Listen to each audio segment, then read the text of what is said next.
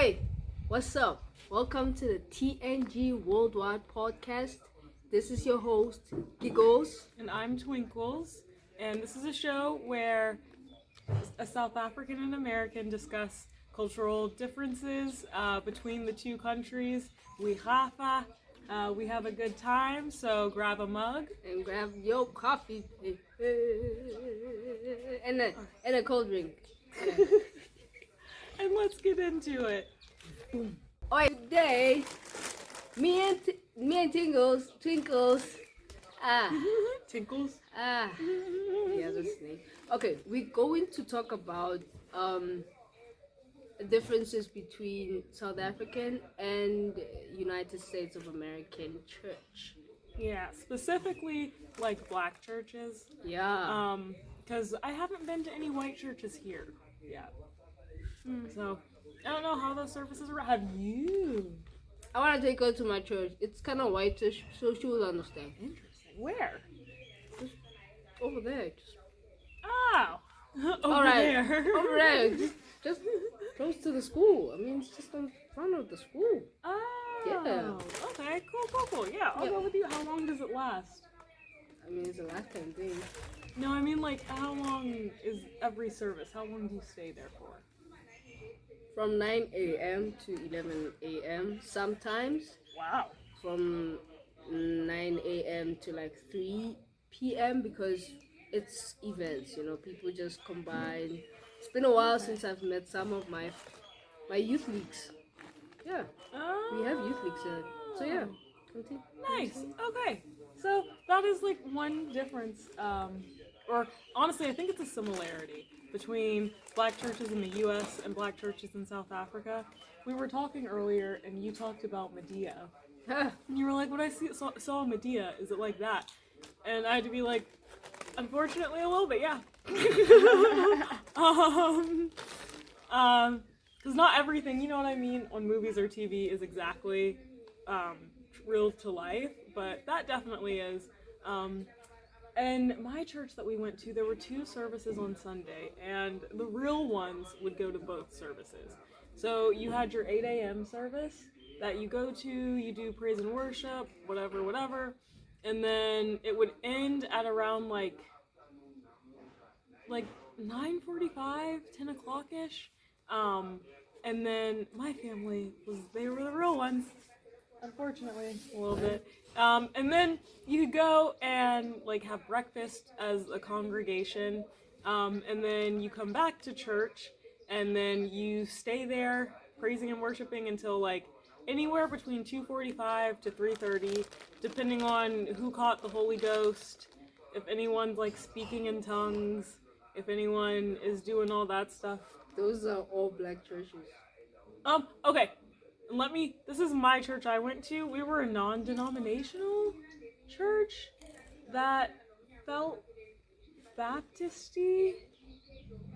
I feel like a lot of stuff they did was like Baptist Christian, or at least a lot of the rules that they have, I guess I should say. A lot of rules that you had to follow, how everyone in the community kind of knew everything about everyone.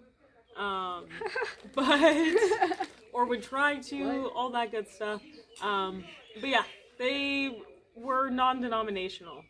So I can't speak for every single black church. I'm from Georgia, so also it's the Southern Black Church. She's from Peach World. Yeah! Yes! I've taught this one something about Georgia! Yeah. Peaches! Okay. So, yeah, I felt like it takes a lot of time. That is definitely a similarity between the two churches, both in America and here. Yeah. I told him I started going to like white church in the U.S. because I was like, them people in and out, 1 hour. You get your praise and worship, you sit down, be quiet, listen to the pastor, leave. Yeah, Oh guys, today's sponsor we have Simba! They better pay us. They're gonna pay us. I have a friend in Simba. What is this? Come on, bro! Whatever. Alright, it is my turn to talk about South Africa. in South Africa, I have no experience with the apostle kind of churches that she has experienced here in South Africa, but I've experienced experience ya Lutere mo South Africa mo ke na ke tlhola pleke ka re mabologolo nyana like we are on the border of provinces. Oh. So like this province has like picked some of batswanyana ba eleng gore ba kgone go phela mo surrounding ya rena. Then they made a church called Lutheran Church from an experienced intellectual person who was also a lecturer in school. Then he started the church while since not a lot was developing.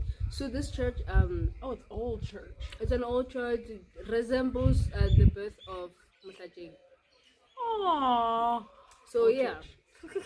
So a lot of things in South Africa, we have different cultures. You know that we have Xhosa people, we have Zulu, we have Pedi, we have Sotho, we have Tswana, we have Shangaan, we have Venda, we have all sorts of Nguni people, Swati. We have those kind of people. So they are also combined in our church, and in that with the help of like mixed race people, and with also litusho ya Makhoa.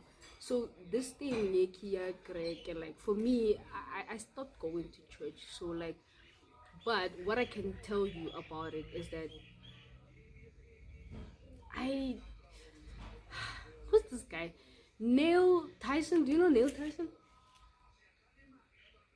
Degrassi? DeGrasse, yeah. Oh, okay, yeah. Yeah. You know that guy? Yeah. I'm a follower to that guy. When the world Yeah, was you know, created yeah. years and years ago. I'm gonna pop up a head. I'm gonna pop up a Neil who Grayson? What do you I think Tyson? Neil Yeah. deGrasse Tyson? Yeah, something like Tyson. that. Hey! Yeah, Tyson. Let's put his hair on his head, yeah. Look at his hair. You see? This is what we talk about. We're gonna move it out, right? Okay, yeah. Right. So hey. Yeah. I don't believe in like those kind of things. I'm kind of like Tyson right now, okay? I don't know. But like, what we can talk about? What church was right your now? church like? Because the church that I experienced here, you said I went to Apostle? Oh, yeah, the one that you experienced, yeah. I did not realize that that was like apostolic, an apostolic church until just now. So what was your experience like, I guess? How long did the services last for you? What? At church? Oh, I never liked going to church. Well, when you did go. They felt like hours, Yeah. but you talk about the activities, right? Inside the church. When I was young, I would just go in front and like read the Bible, like on the altar, and then Aww. they were taking us to schools, like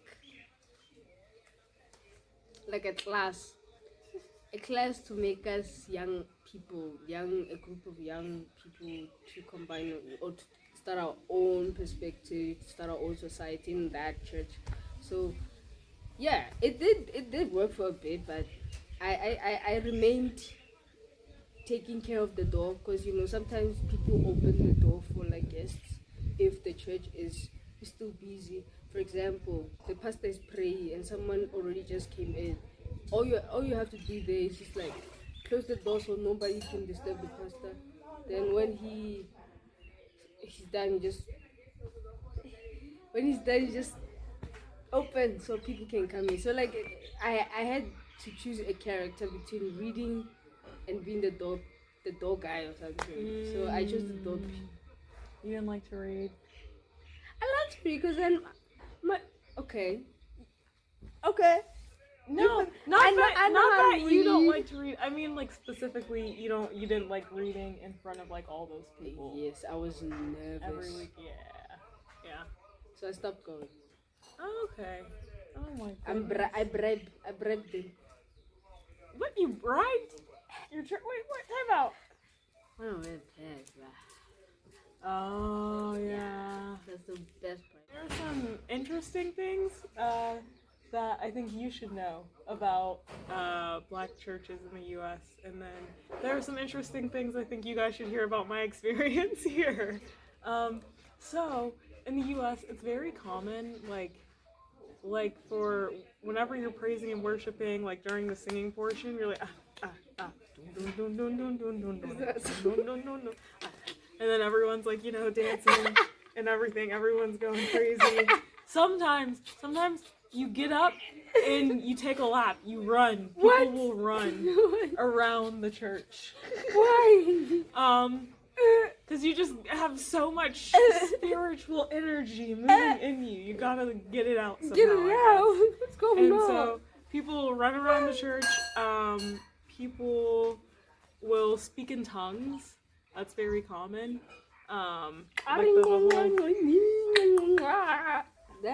Like the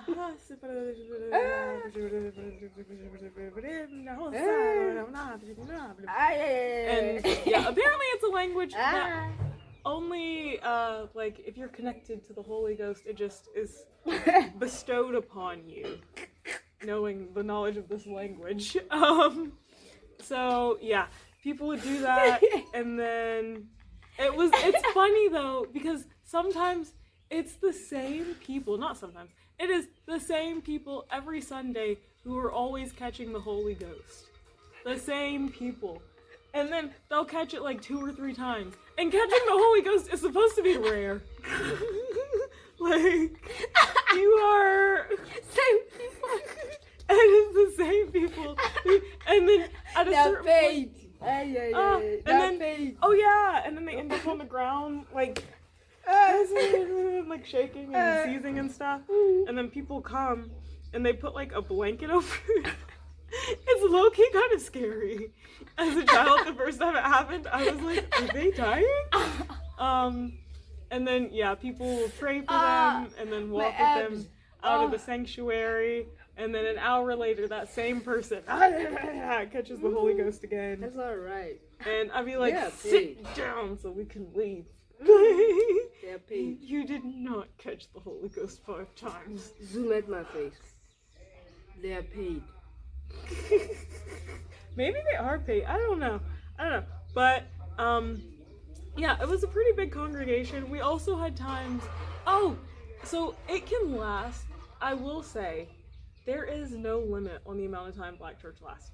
So many things can factor into it. If the Holy Ghost just keeps getting caught, if the pastor just wants to keep talking, he will keep talking for like 4 hours extra.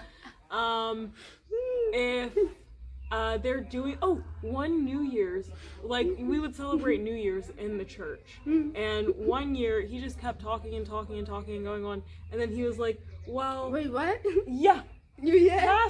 Past 12 o'clock, past 12 midnight, he kept talking, and he was like, don't worry about it, the New Year starts when we say it starts. So he just kept talking, and we didn't say Happy New Year's until 3 a.m. And we got there at like 8 p.m. 3 a.m. Yeah, so that's when he decided to stop his sermon, and then was like, no, it's the New Year, guys! And then they did all the balloons and stuff, and we're like, Happy New Year! That's not right. And then we did praise and worship for 2 extra hours after that. Yeah. And then also they will keep you longer. My church would sometimes have a money goal that they wanted to reach, and so they would hold everyone in the sanctuary. They'd be like, we're raising money to start this church over here, to do this group, whatever. The Holy Ghost has called us to do this, or to reach out to people and minister in this way. So we need $20,000 right now. And we know God has told us that you will give us $20,000 right now. And then the pastor just keeps preaching and preaching, and you can't really leave. He doesn't stop until he gets that $20,000 from someone in the sanctuary. And he'll like shame men.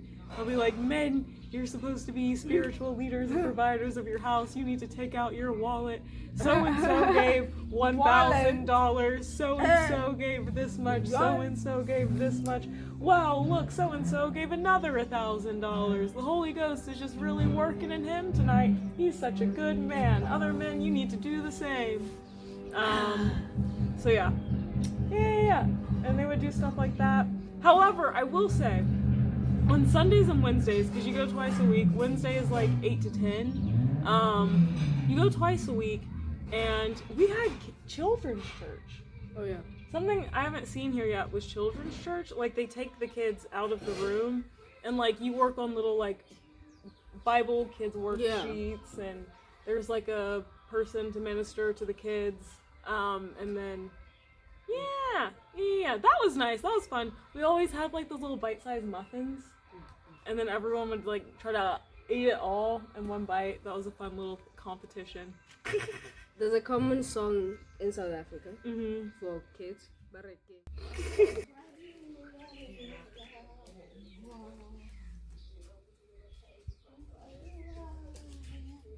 Oh, Onyakaho!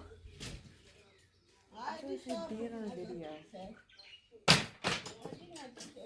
Onyakaho kata video le.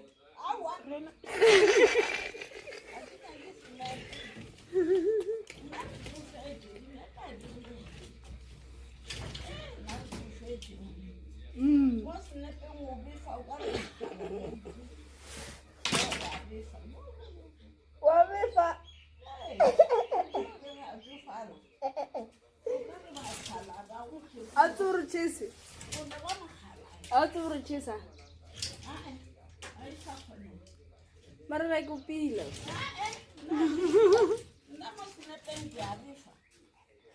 Hawa.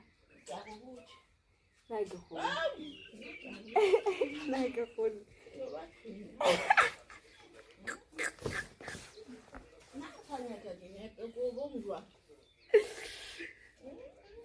Okay. Nna ke tlo tšea dijo sa topone ke go phantse o sa tsebe o sa tsebe gore ko ene ka go botša